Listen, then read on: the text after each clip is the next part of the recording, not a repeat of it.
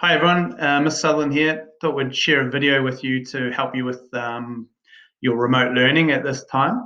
So we're going to cover a few things in this video. First is how the role will be taken in Muzak Edge by staff when you have a normal timetable class. Second thing is around Google Classroom and the expectations around students and staff using the Google Classroom. And then the third one is the Zoom, a few tips on how to use Zoom and how to manage the Zoom for the online lessons. So at this stage, this Thursday and Friday, you're expected to join your normal timetable classes, uh, albeit in a condensed format. So if you can see here, my classes on Thursday, period 1 starts at 10 o'clock, and then period 5, if I had one, would finish at 12:30. For seniors, we are not running the prep classes and the ILPs, so you don't need to attend those classes.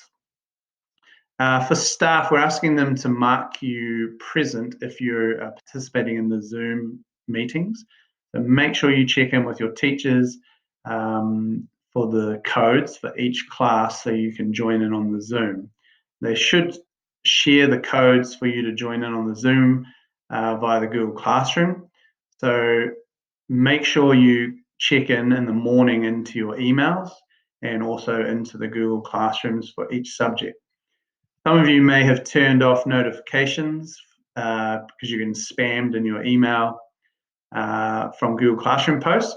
So make sure you go into the Google Classroom settings and enable to receive email notifications.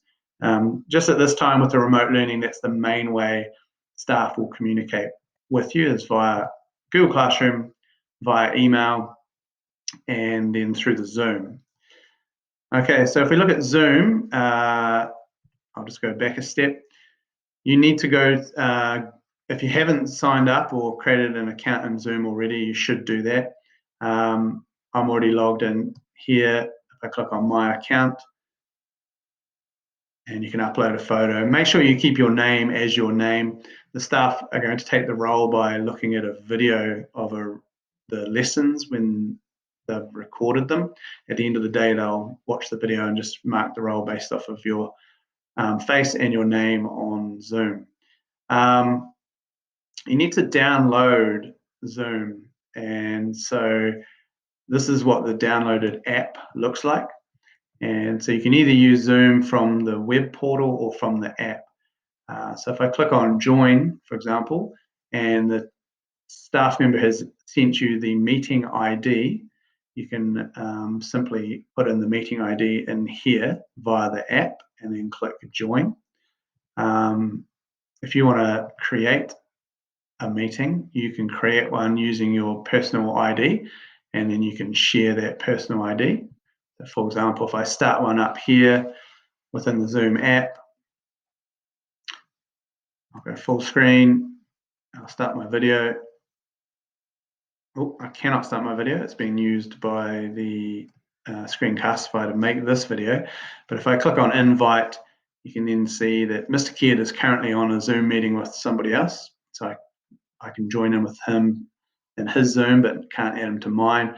I could Zoom with Mr. Vogel, Ms. McEwen, and I see some students have it on the mobile device. Some have it on the laptop. So I can type in Mr. Kamo and invite him to this Zoom. But he's at lunch, so he won't join in. Okay, staff will share their screens with you. So for example, I can share a whiteboard, and you'll be able to see that now. And I can write or type some text on there.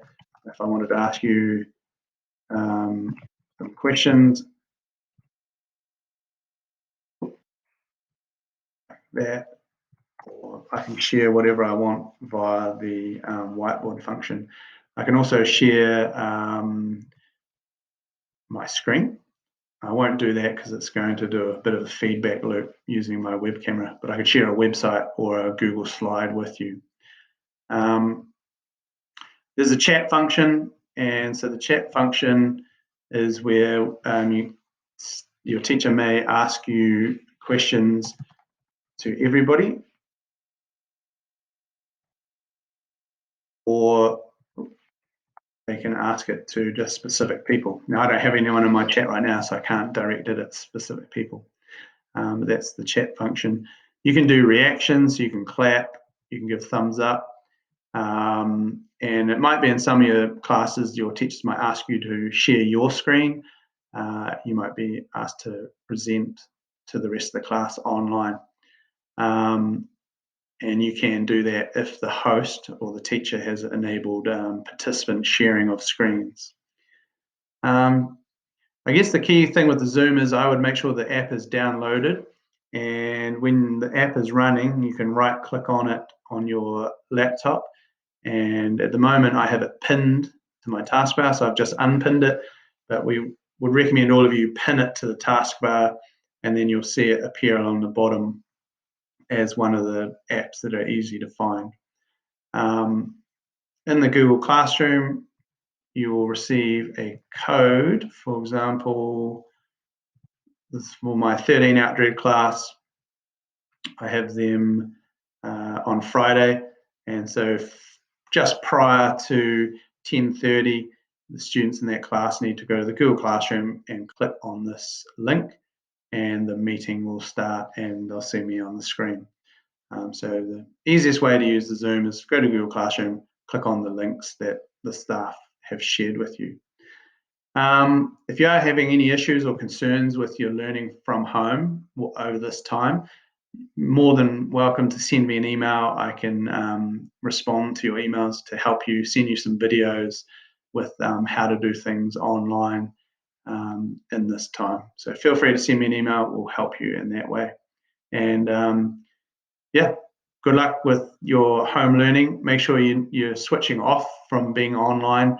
We don't want you every day, all the time online. So make sure you do take some time to switch off. And we'll see you back here at school when things have calmed down a bit with what's going on.